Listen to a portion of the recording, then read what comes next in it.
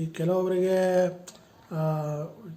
ಕೆಲವು ಕೆಲಸಗಳು ನಿಂತಿರ್ತವೆ, ಯಾವುದೋ ಒಂದು ಅವ್ರ ಜಾಗ ಸೇಲ್ ಆಗ್ತಿರಲ್ಲ, ಇಲ್ಲ ಯಾವುದೋ ಒಂದು ಹಣ ಬರಬೇಕಾಗಿರ್ತದೆ, ಈ ಗೌರ್ಮೆಂಟ್ ಕಾಂಟ್ರಾಕ್ಟು ಅದು ರಿಲೀಸ್ ಆಗ್ತಾ ಇರಲ್ಲ. ಈ ಥರ ಏನಾದರೂ ಈ ಥರ ಒಂದು ಅಡಚಣೆಗಳು ಇದ್ದಾಗ ಅದು ಈ ಇದರಲ್ಲಿ ಸ್ಕ್ಯಾನಿಂಗಲ್ಲಿ ಗೊತ್ತಾಗ್ತದ ಅಂತ. ಜರೂರ್. ಅದ್ರ ಬಗ್ಗೆ ಒಂದು ಸ್ವಲ್ಪ ಹೇಳಿ.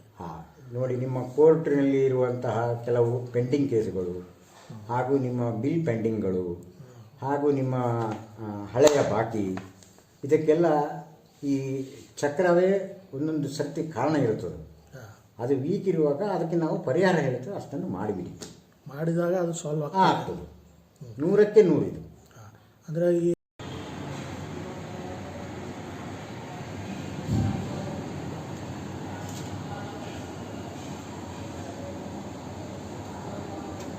ಈಗ ನಾವು ನೋಡಿದ್ದೇವೆ, ನೀವು ಬಹಳಷ್ಟು ಜನಗಳಿಗೆ ಹೇಳ್ತಾ ಬಂದಿದ್ದೀರಾ.